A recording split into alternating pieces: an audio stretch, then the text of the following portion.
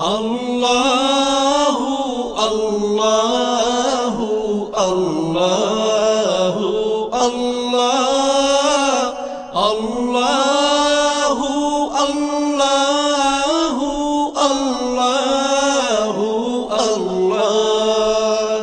আল্লাহু আল্লাহ আল্লাহু আল্লাহু আল্লাহু আল্লাহ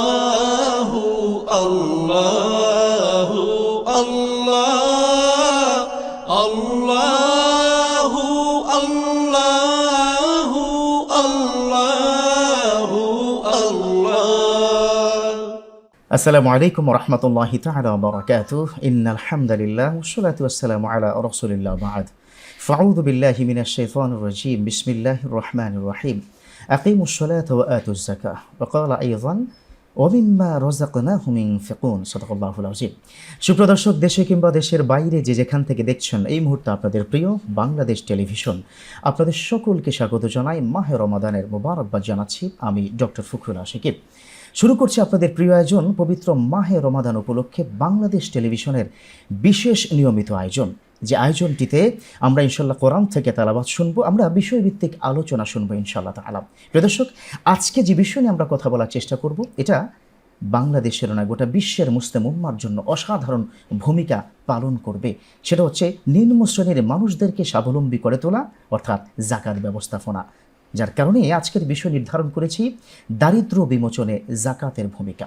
প্রিয় দর্শক, এই দারিদ্র বিমোচনে যাকাতের ভূমিকা নিয়ে দুজন সম্মানীয় মেহমান আলোচনা করবেন। তবে চলুন শুরুতেই আমরা পবিত্র কোরআন থেকে তেলাওয়াত শুনে আসি।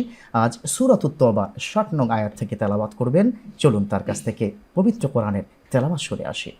أعوذ بالله من الشيطان الرجيم. بسم الله الرحمن الرحيم. إنما الصدقات للفقراء والمساكين والعاملين عليها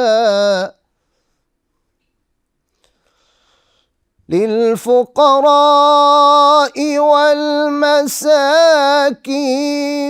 والعاملين عليها والمؤلفة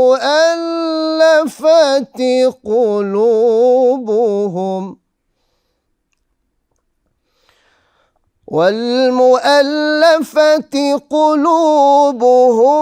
وفي الرقاب والغارمين وفي سبيل الله وابن السبيل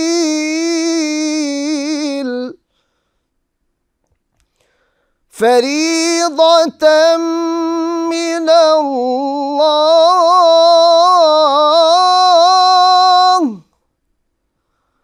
فريضة من الله والله عليم حكيم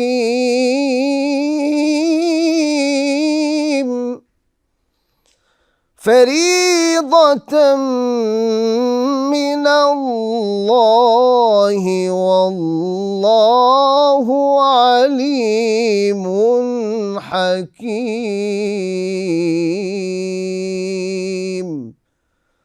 صدق الله العظيم.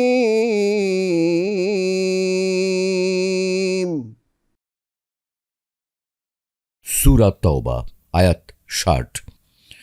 যাকাত হলো কেবল ফকির, মিসকিন, যাকাত আদায়কারী ও যাদের চিত্ত আকর্ষণ প্রয়োজন তাদের হক এবং তা দাস মুক্তির জন্য, ঋণগ্রস্তদের জন্য, আল্লাহর পথে জিহাদকারীদের জন্য এবং মুসাফিরদের জন্য।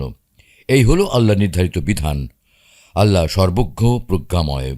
আলহামদুলিল্লাহ প্রিয় দর্শক, পবিত্র কোরআন থেকে তেলাওয়াত শুনলাম চমৎকার করে এবং তার সরল অনুবাদও আমরা শুনলাম। চলুন আমরা এবার মূল আলোচনায় ফিরে যাই। আজকে আমাদের বাংলাদেশ টেলিভিশনের এই সেটে যে দুজন সম্মানীয় মেহমানকে রয়েছেন, চলুন শুরুতে তাদের সাথে আপনাদের পরিচয় করিয়ে দিই। ডান দিকে রয়েছেন বাংলাদেশের স্বনামধন্য প্রখ্যাত একজন আলেম দ্বীন, অধ্যক্ষ মাওলানা আতিকুর রহমান, সেক্রেটারি জেনারেল বাংলাদেশ ইমাম সমিতি। আসসালামু আলাইকুম রহমতুল্লাহ। ওয়ালাইকুম সালাম রহমতullah। ভালো আছেন? আলহামদুলিল্লাহ। জি, আল্লাহ শুকরিয়া আদায় করছি। প্রিয় দর্শক, আরও একজন সম্মানীয় মেহমান রয়েছেন বাংলাদেশের অন্যতম স্বনামধন্য স্কলার হযরতুল আল্লাম মাওলানা ফাহিমুর রহমান হাফিজাহুল্লাহ, ইমাম, গুলশান সেন্ট্রাল মসজিদ, ঢাকা। আসসালামু আলাইকুম ওয়া রাহমাতুল্লাহি ওয়া বারাকাতুহু। আপনাদের দুজনকে স্বাগত জানাচ্ছি আজকে আমাদের মাহে রমাদানের বিশেষ আয়োজনে। এবং আজকে যে বিষয় নিয়ে আমরা গুরুত্বপূর্ণভাবে কথা বলার চেষ্টা করছি, আমাদের দেশে যারা নিম্ন শ্রেণী দেখেছি তারা নিম্ন শ্রেণী থেকে যাচ্ছে।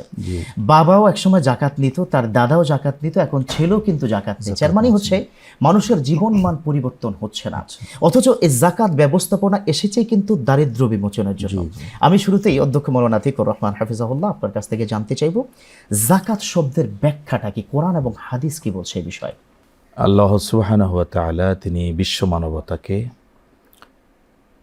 বৈষম্য বলতে যা বোঝা যায়, আমরা যা দেখতে পাচ্ছি চোখের সামনেই, উঁচু নিচু, ধনী গরিব, এটাকে দূরীকরণের জন্য ধনীদের কাছ থেকে তাদের সম্পদের একটা প্রাপ্যতা গরিবের মাঝে যে দিতে হবে, এটার ব্যাপারে আল্লাহ সুবহানাহু ওয়া তাআলা মহাগ্রন্থ আল কোরআনে বলেছেন, খুদ মিন আমওয়ালিহিম সাদাকাতান তুতাহহিরুহুম ওয়া তুযাক্কিহিম বিহা মাশাআল্লাহ। তুখাদ মিন আগনিয়াইহিম ওয়া তুওয়াদ্দু ইলা ফুকারাইহিম, ধনীদের কাছ থেকে নাও, গরিবদেরকে তা দিয়ে দাও। দেখেন এখানে আল্লাহ সুবহানাহু ওয়া তাআলা কীভাবে দেবে, কাদেরকে দেবে, এখানে ধনী কারা, গরিব কারা, এই ক্লাসিফিকেশনটা কিন্তু এখানে সূরাতুত তাওবা 9 নম্বর সূরার 60 নম্বরে আল্লাহ তাআলা বলেছেন, আমরা সকলেই জানি, ইন্নামাস সাদাকাতু লিল ফুকারা ওয়াল মাসাকিন, এভাবে ইলা আখিরে আয়া। এখানে 8টা খাত বর্ণনা করা হয়েছে। অ্যাবসলিউটলি এই খাতের বেশিও করা যাবে না, কমও করা যাবে না। আমরা আমাদের নিজেদের স্বার্থে কেউ কোনো প্রতিষ্ঠান কেন্দ্রিক একটা খাতের জন্য আমরা উদ্বুদ্ধ করি, কিন্তু আল্লাহ সুবহানাহু ওয়া তাআলা 8টি খাত কিয়ামত পর্যন্ত একইভাবে সুন্দরভাবে সুস্পষ্ট রূপে বর্ণনা, কারণ এটা হলো details explain the day of resurrection, কিয়ামত পর্যন্ত এটা স্থায়ী। তো সেক্ষেত্রে আল্লাহ সুবহানাহু ওয়া তাআলা আপনি যে প্রশ্ন করেছেন যে ইসলামী জীবন বিধানে জাকাত দারিদ্র্য বিমোচনে যে ভূমিকা রাখে, সেটার ক্ষেত্রে হলো মূল আলোচ্য বিষয় যে জাকাত ব্যবস্থার কারণে আমাদের মানুষের মাঝে আল্লাহ যে মানুষকে ধন দেন, এটা তার হাতেই নিয়ন্ত্রিত, আবার কাউকে দেন না, এটাও তার হাতে নিয়ন্ত্রিত, আবার দিয়ে কেড়ে নেন, সুবহানাল্লাহ বিহামদিহি, দিয়ে কেড়ে নেন। তাহলে এই সমস্ত সিস্টেমটা তিনি রেখেছেন, যার কারণে চাইলেই পাবে না, আর না চাইলেই তাকে ছেড়ে দেওয়া হবে এমনটাও না। তিনি যাকে ইচ্ছা তাকে দেন, যাকে ইচ্ছা আবার তার কাছ থেকে কেড়ে নেবেন। কিন্তু মাঝখানে একটা বন্টন বিধি দিয়ে ধনী গরিব, উঁচু নিচু এর একটা বৈষম্যকে দূর করতে চেয়েছেন, যাতে করে মুসলিম উম্মাহ এর মাঝে এমন একটি ইসলামী শরিয়াতি বিধিবিধানের চমৎকার একটি উপস্থাপন হয়, যাতে অন্য ভিন্ন ধর্মীরা ইসলামের প্রতি উদ্বুদ্ধ হয়, তাদের সহযোগিতা বৈষম্যহীনভাবে যে মুসলমানরা তাদেরকে সহযোগিতা, এ কথাও কিন্তু এখানে আছে। তো সেই জন্য আল্লাহ সুবহানাহু ওয়া তাআলা সুস্পষ্ট রূপে যা বলে দিলেন যে জাকাত বিধান আমাদের সমাজে যদি এটা রাষ্ট্রীয় আইনের মাধ্যমে, রাষ্ট্রীয় একদল কর্মচারীর মাধ্যমে এটাকে উত্তোলন করতে হবে ধনীদের কাছ থেকে, যারা মালিক নিসাব।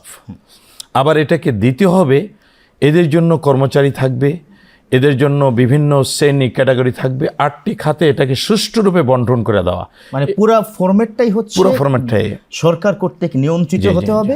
তাহলে হয়তো সঠিকভাবে আমরা জাকাতের যে ব্যবস্থাপনা এটা সহজভাবে পেয়ে যাব। যে অসাধারণভাবে আপনি বলছিলেন, আমাদের আরও একজন স্বনামধন্য আলেমে দ্বীন ফজিলাতুল শেখ, আপনি যদি একটু বলার চেষ্টা করেন, একটি জায়গায় আপনি যদি ফোকাসে আনেন, জাকাত হচ্ছে দিবেন উচ্চবৃত্ত শ্রেণী, গ্রহণ করবেন নিম্ন শ্রেণী, 8টি খাতে সেটা বন্টন হবে। সেখানে আল্লাহ পাক 2.5% হারে কিন্তু ভাগ করে দিয়েছেন, গরিবের 2.5%, বড় লোকের 97.5%। একটা কোম্পানিতে যদি এরকম হয়, দুজন ব্যক্তি, একজন 97.5%-এর মালিক, আরেকজন 2.5%-এর মালিক, 2.5% যতই নগণ্য হোক, তিনি যদি 1 বছর পর তার ওই টাকার টাকাটা ব্যাক না করে দেন, তাহলে কি এই ব্যক্তি আল্লাহর কাঠগড়ায় মামলা করতে পারবে কিনা? এই পয়েন্ট থেকে যদি আপনি শুরু করতেন। মাশাআল্লাহ, আপনাকে ধন্যবাদ। 97.5% থাকবে যিনি উচ্চ নেসাবের মালিক ওনার, তো তিনি স্বাভাবিকভাবে উচ্চ শ্রেণী, কারণ জাকাত তো আর গরিবের জন্য নয়, জাকাত গ্রহণ গরিবের জন্য, প্রদান হলো ধনীদের জন্য। তো খাজমিন আগনিয়া ইহিম ফাতুরাদ্দু ইলা ফুকারা ইহিম। তো এক্ষেত্রে যে 2.5% আপনি বললেন যে একই সাথে যদি কোনো একটি কোম্পানিতে 2.5%-এর মালিক থাকে এবং 97.5%-এর মালিক থাকে, বছর শেষে যদি সে তার লভ্যাংশ অথবা তার অংশটা না পায়, অবশ্যই সে কিন্তু মহান রবের দরবারে মামলা রুজু করতে পারবে। যেমন পার্থিব জায়গায় মামলা করতে পারবে, জি, তেমনি এই পার্থিব জায়গায় পারলৌকিক জায়গায় কিন্তু এই পারপাসে তিনি আল্লাহর কাছেও মামলা করতে পারবেন। এবং আল্লাহ রাব্বুল ইজ্জত ওয়াল জালাল এইটা তাদের হক বলে কোরআন মাজিদে স্বীকৃতি দিয়েছেন, ঘোষণা দিয়েছেন।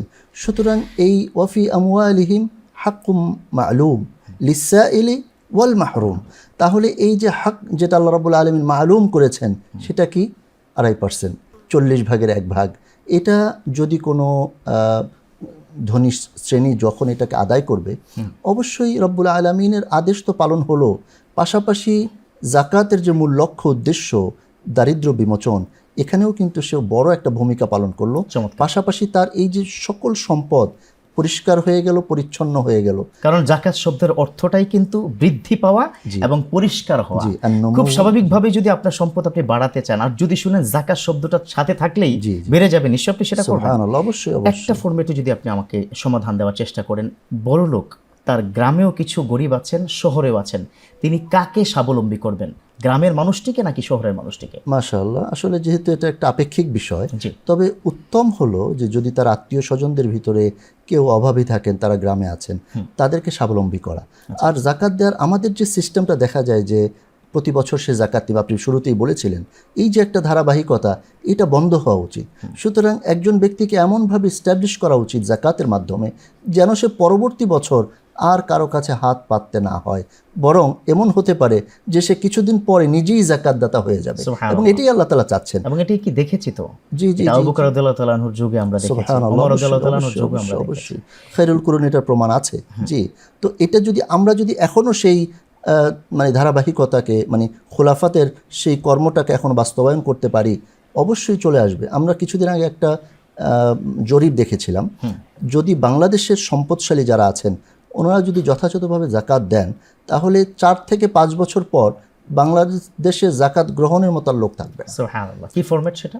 মানে জরিপটা এমন যে আমাদের যত মানে অর্থ আছে, এই অর্থের যদি টোটাল অর্থের জাকাতটা দেওয়া হয়, তাহলে 4-5 বছরে আমাদের অভাবীরা অভাবমুক্ত হয়ে যাবে। এই ফরম্যাটটার সাথে একটু আমি যদি যোগ করতে চাই, ভ্যাট এবং ট্যাক্স গভর্নমেন্টকে না দিলে কিন্তু মামলা হয়ে যায়, আয়কর বিভাগে মামলা হয়ে যায়।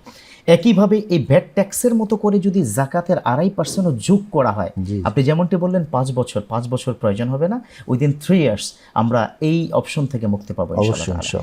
আমি শেখ আপনার কাছে একটু বলার চেষ্টা করব এবং ডেফিনেটলি আপনি সেটা বলবেন। এখানে জাকাতের শাড়ি ও লুঙ্গি পাওয়া যায়, নিশ্চয়ই কোনো মার্কেটে আপনি দেখেছেন, তাই না? অবশ্যই। এই ধরনের অথর্ব টাইপের বাক্য দিয়ে গরিবদেরকে হওয়া প্রতিপন্ন করা ইসলাম অ্যালাউ করছে কিনা? জাকাত তো আল্লাহ তাআলার পক্ষ থেকে একটি নির্ধারিত নিসাব, এটাকে আপনাকে কিভাবে বন্টন করতে হবে এই বন্টন বিধিও আল্লাহ বলে দিয়েছেন। আপনার ব্যক্তিগতভাবে এটাকে লুঙ্গি দিয়ে, শাড়ি দিয়ে, যা ঢাকঢোল পিটিয়ে এরপরে মাইকিং করে তারপর সেখানে নতুন করে একটা উদ্ভূত সমস্যা সৃষ্টি করার জন্য আল্লাহ জাকাত দেননি, বরং উচিত ছিল জাকাত ব্যক্তি যে প্রাপ্যতার ভিত্তিতে তাকে খুঁজে খুঁজে রাষ্ট্রীয় মালিকানায়, রাষ্ট্রীয় তত্ত্বাবধানকারীর মাধ্যমে, যেমনিভাবে ইনকাম ট্যাক্স, ভ্যাট এটাকে দেওয়ার জন্য নির্ধারিত কর্মচারী আছে, কর্মকর্তারা আছে, এদের জন্য কালেক্টর আছে, তো সব কিছু মিলে এটা যদি দুনিয়ার মানব জীবনের একটা মতবাদকে প্রতিষ্ঠার জন্য যদি এটা এত সহজ হয়, কিন্তু আল্লাহ সুবহানাহু ওয়া তাআলা তো এটাই বলেছেন যে ওয়াল আমিলিনা আলাইহা, কি চমৎকার কথা। এখানে যারা কাজ করবে, জাকাত ভিত্তিক একটা মন্ত্রণালয়, ধর্ম মন্ত্রণালয়ের অধীনে একটি আছে ইসলামিক ফাউন্ডেশন, কিন্তু কার্যকরী করার বিষয় আজকে যে বিষয়টি উল্লেখ করেছেন, এটা তো আসলে আমাদের চিন্তা চেতনার বাইরে একটা কথা ছিল, কিন্তু সেটা এখন পারফেক্ট হয়ে যাচ্ছে। কেন যাচ্ছে? এটা আমাদের অজ্ঞতা আর আইনি অনুশাসন না থাকার কারণে, সংবিধিবদ্ধ অনুশাসন না থাকার কারণে, বা আল্লাহ সুবহানাহু ওয়া তাআলা যে ওহী ভিত্তিক শাসন ব্যবস্থা, ওয়া আকসিমু বিল কিসত, তোমরা ইনসাফ ভিত্তিক বন্টন করো। এখানেও তো একটা বন্টনের বিষয় আছে। তো সেই জন্য ব্যক্তি যখন বন্টনদাতা হিসাবে নিজে মালিক হয়ে গেল, এটা আল্লাহ তাআলার একটা চরম বিরুদ্ধাচরণ এবং ফিতনাও বটে। তো সেই জন্য রাষ্ট্রীয়ভাবে এই জাকাত ব্যবস্থাপনা যেমনিভাবে নামাজের জন্য একটি জরুরি একটা বিষয়, ঠিক নামাজের পাশাপাশি জাকাত প্রদানের জন্য রাষ্ট্রীয় বিভিন্ন বিধিবিধানের আলোকে এবং অর্ডিন্যান্স জারি করা থাকবে যে মুসলমান যেহেতু আমরা মেজরিটি এই বাংলাদেশের, সুতরাং একটি সরকার যখন ইসলামী অনুশাসনকে মেনে চলবে তখন দারিদ্র্য বিমোচনে জাকাত যে ভূমিকা রাখবে সেটা কোরআনুল কারীমের এই বণ্টিত খাত ভিত্তিক যদি এটা হয় এবং আল্লাহ সুবহানাহু ওয়া তাআলার নির্ধারিত আদেশ নিষেধের মাধ্যমে যদি হয়, অবশ্যই কেউ কেউ বলেছেন যে 5 বছর, কেউ বলেছেন উইদিন 3 ইয়ার্স। আমি বলবো না, অ্যাবসলিউটলি র্যাপিডলি যদি বাংলাদেশের বিত্ত বৈভবওয়ালা যারা আছে, ধনিক শ্রেণী যাদের গাড়ি আছে, বাড়ি আছে, বিভিন্ন টাকা আছে, বিভিন্ন মালিকানা আছে, এদেরকে যদি পার্থক্য করা হয় তাহলে আমার মনে হয় একটি বছরকে যদি তাদের জাকাতকে সুন্দরভাবে উত্তোলন করে তাদের মাঝে গরিব শ্রেণী যারা নিম্নবিত্ত বা যারা এই শ্রেণী তাদেরকে দেওয়ার জন্য সিদ্ধান্ত নেওয়া হয়, আমার বিশ্বাস অবশ্যই তালিকাভিত্তিক করলে, আমরা যেহেতু তালিকাভিত্তিক একেবারে আমাদের আদমশুমারি থেকে যেভাবে আমরা কালেক্ট করি, এভাবে যদি ধনিক শ্রেণীরা, আমরা যারা সরকারের আওতায় আছে যারা, তারা যদি গরিবদেরকে এভাবে খুঁজে খুঁজে বের করে তাহলে আশা করা যায় এটাও সম্ভব এবং জাকাত এটা দারিদ্র্য বিমোচনের ক্ষেত্রে একটি উত্তম পরিকল্পনা সরকারের এটা হবে ইনশাআল্লাহ। চমৎকারভাবে আপনি বলছিলেন, কিন্তু আমরা সমাজের মধ্যে একটা জিনিস খুব দেখি, যারা 100 কোটি টাকার মালিক, এরকম আছে না যে 100 কোটি টাকার মালিক, কিন্তু সে 10 লাখ টাকা একটা থোক বরাদ্দ, এই শব্দটার সাথে আপনারা পরিচিত, একটা থোক বরাদ্দ দিয়ে শাড়ি লঙ্গি কিন্তু দিয়ে দিচ্ছে। আপনার কাছে দুটো প্রশ্ন মাওলানা ফাহিমুর রহমান, দুটো সমাধান আপনি দিবেন নিশ্চয়ই। প্রথম প্রশ্ন হচ্ছে, 100 কোটি টাকার মালিক কি কখনো 10 লাখ টাকা বা 20 লাখ টাকায় বা 50 লাখ টাকায় সমাধান হবে কিনা, জাকাত হবে কিনা? সেকেন্ড হচ্ছে, যে শাড়ি এবং লঙ্গি দেওয়া হয়, একই গরিব মানুষ পুরো এই রমজান মাসে 50 জায়গা থেকে 50টা শাড়ি পায়, উনি কি করবেন শাড়ি দিয়ে? দুটো প্রশ্নের সমাধান আপনি দিবেন। মাশাআল্লাহ, মাশাআল্লাহ। প্রথম কথা হলো, এই যে তার 100 কোটি টাকা আছে, তার তো জাকাত হবে 2.5 কোটি টাকা। এখন উনি দিচ্ছেন 10 লাখ, 20 লাখ, 50 লাখ টাকা, অবশ্যই এর দ্বারা জাকাত আদায় হবে না। জাকাত আদায়ের ক্ষেত্রে একটি পয়সা কম হলেও এটা সে গুনাহগার হবে। মানে আপনার 2.5 কোটি, আমরা 2 কোটি 49 লক্ষ আপনার 99,000, এটা হলে হবে না, বরং তাকে মানে তার নিজের ভালোর জন্য আরেকটু বেশি দিতে হবে সাদাকা হিসাবে। আর পাশাপাশি যে বিষয়টা আসলো যে শাড়ি লুঙ্গি দিয়ে জাকাত হবে কিনা, এই বিষয়ে স্পষ্ট ফাতোয়া, শাড়ি লুঙ্গি দিয়ে জাকাত আদায় হবে না। আরেকটা বড় কথা হলো যে এই যে শাড়ি লুঙ্গি আমি কিনলাম, আমি তার অনুমতি ছাড়া তার টাকা কিভাবে ব্যবহার করলাম? এই জাকাতের অর্থ তো তার, সেইটার মালিক, তো অন্যের মালিকানার সম্পদ আমি কিভাবে আমার তাসরুফ হয়ে গেল, এটা আমানতের খেয়ানত হলো। তার প্রয়োজনটা কি তা তো জানলাম না। সেটাই। আর আরেকটা কথা হলো, এই যে শাড়ি লুঙ্গির বিষয়ে আমার ব্যক্তিগত অভিজ্ঞতা আছে, আমি গুলশানে দেখেছি শাড়ি লুঙ্গি দিতে গিয়ে মানুষ পর্যন্ত মারা গেছে, এবং ওই যে বাড়ির সামনে সিরিয়াল ধরে থাকবে প্রত্যেক বছর, এলাকার মানুষ দেখবে যে উনি জাকাত দেন, সোশ্যাল মিডিয়া, এই যে দেখিয়ে জাকাত দেওয়া আর গরিবের অনুমতি ব্যতীত তার অর্থ দিয়ে জাকাতের শাড়ি লুঙ্গি, এই যে একটা আলাদা ট্যাগ লাগানো, এবং এই শাড়ি লুঙ্গিগুলো প্রথম ধোয়াতে রং চলে যাবে, দ্বিতীয় ধোয়াতে ছিঁড়ে যাবে, এবং এই যে একজন 50টা শাড়ি পেলো বা লুঙ্গি পেলো, যেটা বলছিলাম, সে কি করবে? সে এটা বিক্রি করতে যাবে, সে বিক্রি করতে গেলে কিন্তু অর্থমূল্য পাবে অনেক কম। তিনি 3টে পয়েন্ট কিন্তু আমাদেরকে অলরেডি দিয়ে দিয়েছেন। একটা হচ্ছে যে শাড়ি লুঙ্গি দিয়ে জাকাতই হচ্ছে না, আরেকটা হচ্ছে উনি বলছেন যে কোনো 2 জন বা 10 জনকে স্বাবলম্বী করে তোলা।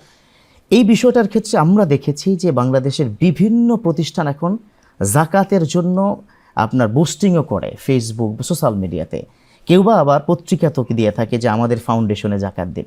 কিন্তু এই অর্থটা আসলে তারা কত পার্সেন্ট মানে দিচ্ছে বা কত পার্সেন্ট তারা ব্যবহার করতে পারবে, বা এটার রাষ্ট্রীয় কোনো ব্যবস্থাপনা থাকা উচিত কিনা, এই বিষয় নিয়ে যদি আপনি একটু বলেন। যদি একান্তভাবে আমানতদারিতা রক্ষা করা যায়, যদি পারা যায়, তাহলে সেটা একেবারে মিনিমাম লিওয়াজহিল্লাহি সুবহানাহু ওয়া তাআলা, আল্লাহর সন্তুষ্টির জন্য আমিলিনা আলাইহার উপরে যাওয়া যাবে না।